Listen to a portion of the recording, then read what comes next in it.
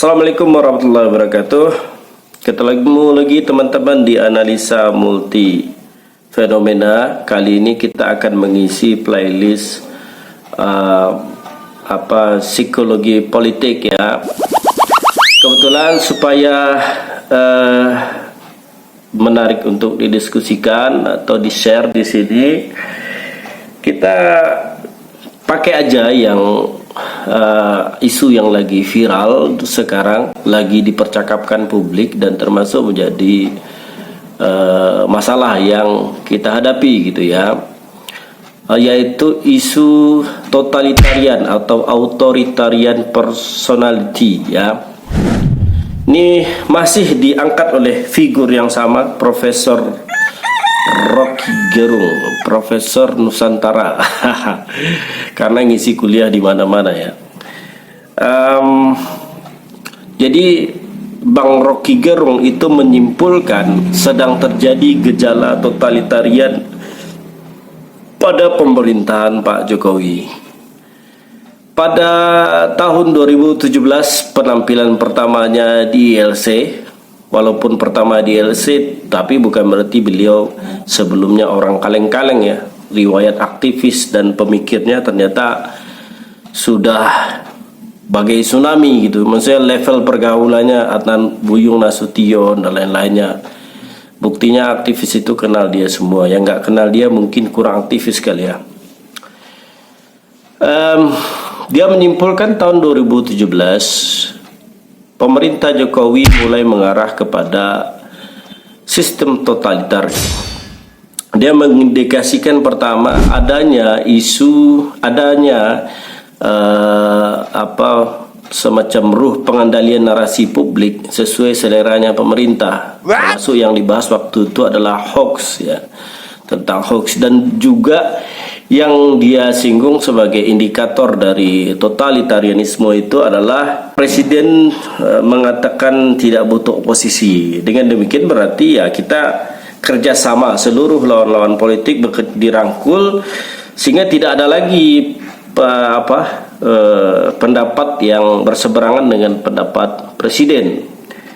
Nah, dengan demikian fungsi yang harusnya ada di demokrasi menjadi hilang gitu. Di demokrasi ya semestinya ada oposisi gitu. Nah, hal itu berlanjut di ILC yang sebulan yang lalu di mana dia menceramahi Andre Rosiade. Karena dianggap tidak mengerti soal demokrasi dan tidak mengerti soal totalitarian. Dengan totalitarian kan dipimpin oleh figur diktatorship yang berkepribadian otoriter gitu. Jadi dia menyatakan bahwa isu-isu yang telah dibangun sejak dulu, di mana ada isu-isu 3 periode perpanjangan masa jabatan, terus pernah juga ada yang membalik Jokowi wakil presidennya Prabowo gitu kan. Kemudian sekarang berlanjut finalnya dengan ngutak-ngatik MK, majulah Gibran sebagai cawapresnya Prabowo, dan kalau mereka menang maka resmilah bahwa pemerintahan Pak Jokowi itu berlanjut gitu. Nah, sehingga dia menyimpulkan Andre Rosiade seakan-akan tidak mengerti demokrasi dan tidak mengerti bagaimana pemimpin otoriter itu bekerja. Oke, jadi konsep yang kita angkat adalah authoritarian personality. Keotoriteran seseorang itu berbeda-beda ya, terutama di era sekarang itu, terutama dari tahun masa-masa Perang Dunia 1-2, selepas itu orang berbicara patokan dari orang otoriter nggak otoriter itu keumumannya patokannya adalah demokrasi gitu, karena dianggap sebagai sistem politik yang berusaha mewadahi dan menyeimbangkan semua pihak. Jadi otoriter atau tidak otoriter itu sering dinilai dari apakah seseorang itu demokratis atau tidak, atau dia melanggar prinsip-prinsip demokrasi atau tidak. Itu salah satunya ya. Nah, tapi saya ingin mengajak teman-teman di pengantar diskusi ini jatuhnya pengantar diskusi ya. Jadi kita belum bahas psikologi politiknya yang menggunakan term-term ilmiahnya, tapi lebih kepada apa yang sudah kita ketahui bersama aja, kita sharing di sini. Nah, sebenarnya kan kalau diambil dengan bahasa sederhana ya, kepribadian otoriter. Kepribadian otoriter sendiri sebenarnya secara common sense, secara pengetahuan umumnya, secara logika, nalar dan pengetahuan publik yang sudah ada sebelumnya itu sudah kita ketahui gitu. Kita tahu banyak sekali dalam sejarah, kita belajar dari sejak SD atau kita baca-baca ya, banyak sekali figur-figur dalam sejarah yang menggambarkan keotoritarian itu ya. Dari dulu dari salah satu sumbernya mungkin kita ketahui dari kisah-kisah para nabi ya. Biasanya di setiap zaman para nabi itu ada figur-figur otoriter yang digambarkan sebagai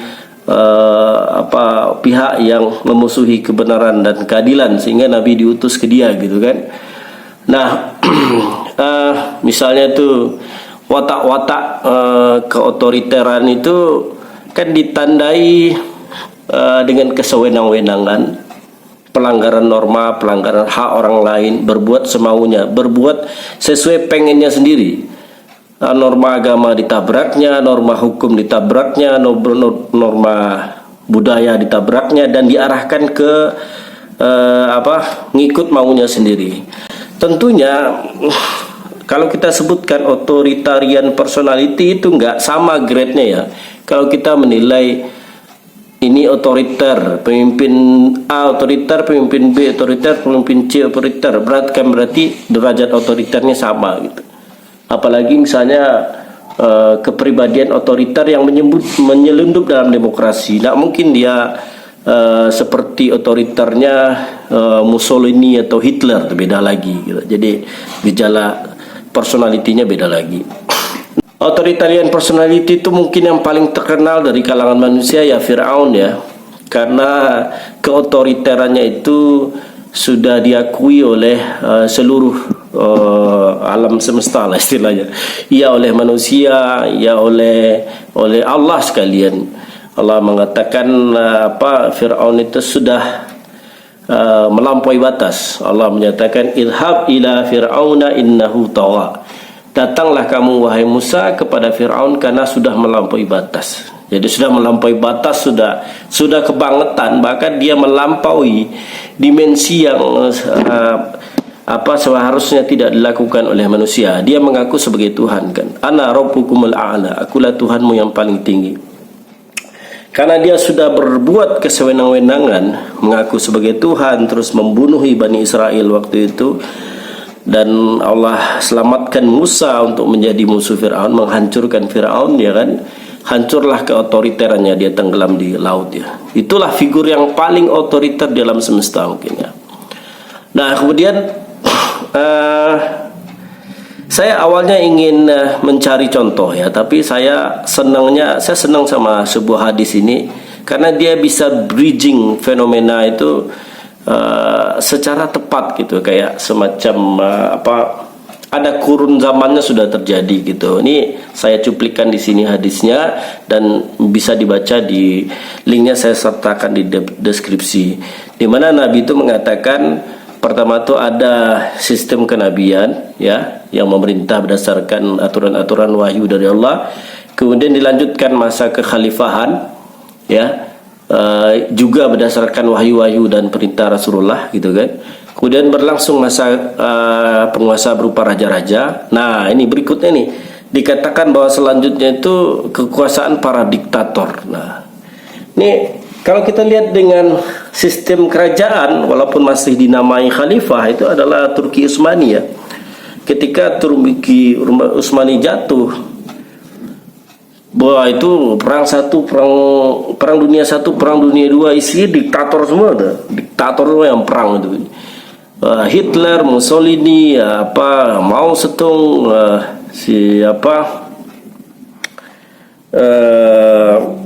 Ho Chi Minh, bahkan sampai sekarang bisa dibilang diktator itu masih ada ya. Figur-figur yang sangat kuat seperti Putin, figur yang sangat kuat seperti Korea Utara Kim Jong Un ya, itu masih sangat kuat ini. Seluruh negara tuh takut sama dia. Semuanya harus istilahnya sistem yang ikut dia, bukan dia yang ikut sistem gitu. Beda kalau demokrasi kan dalam kesepakatannya kan sistem yang mengatur manusia. Nah, makanya kalau manusianya pengen berbuat menyalurkan ke otoriternya lewat demokrasi, ya disitulah mengakali konstitusi kan gitu ceritanya. Dan itu yang sedang diperangi oleh Bang Rocky Gerung gitu kan. Nah jadi abad diktator saat itu kita merasakan banget. Contohnya sekarang juga diktator, kediktatoran Israel misalnya, seenaknya ngebom Palestina, bunuhin perempuan, anak-anak, sepuas-puasnya dia, seakan-akan dia nggak ada introspeksi diri gitu. Jadi kita merasakan di zaman ini kediktatoran itu belum selesai. Jadi kalau ngikutin hadis itu tadi, kayaknya ini masih zamannya kediktatoran. Dan di situ dijelaskan kata Nabi, penutup dari zaman kediktatoran itu adalah ada lagi kekhalifahan berdasarkan sunnah Nabi lagi gitu loh. Nah jadi sepertinya masa-masa kepemimpinan otoriter ini, kepemimpinan diktator ini belum akan selesai gitu. Masih menguasai dunia, masih menguasai pemikiran pemimpin dunia.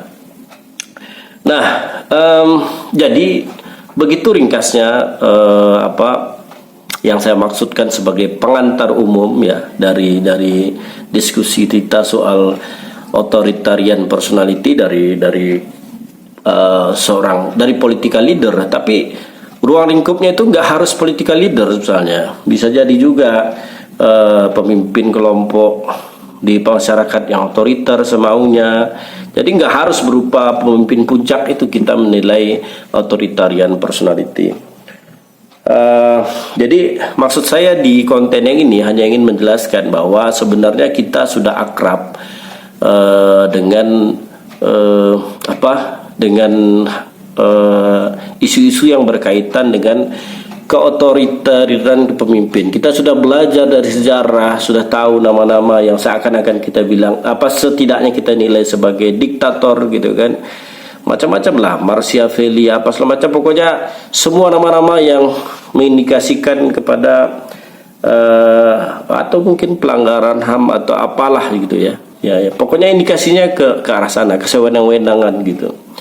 Jadi menjadi mudah bagi kita kalau kita sudah tahu gitu apa yang misalnya dalam secara budaya, secara kultural orang Jawa bilang orangnya saenak dewe gitu kan. Si orang Padangnya bilang saenak perutnya gitu. Mimpin itu saenak perutnya gitu. Karena itu kalau kita sudah tahu, kita tidak menjadi asing dengan istilah yang diberikan. Memang kadang-kadang sebuah istilah yang produk dari konstruk yang disepakati untuk diteliti dari ilmu pengetahuan, seakan-akan dia menjadi asing bagi dibicarakan oleh publik. Padahal enggak, itu sudah ada dalam kehidupan kita sehari-hari, kita rasakan, dan kita tidak perlu merasa asing dengan istilah tersebut. Dan seperti yang saya bilang tadi, tingkat dari keotoriteran orang itu kan kita juga rasakan berbeda-beda. Ada yang otoriter banget. Dalam sejarah lain misalnya Genghis Khan ya, tokoh seperti Genghis Khan kan lebih mengerikan lagi itu. Kalau bahasa Indonesianya saya menamakan Bengis Khan. Genghis Khan itu pemimpin, tidak salah pemimpin Tartar ya, Tartar. Kemudian juga kita juga tahu Kisra ya, Kisra ya, dan lain sebagainya. Itu aja mungkin yang saya mulai dari dari pengantar menuju pembahasan authoritarian personality atau kepribadian yang otoriter. Terima kasih. Wassalamualaikum warahmatullahi wabarakatuh.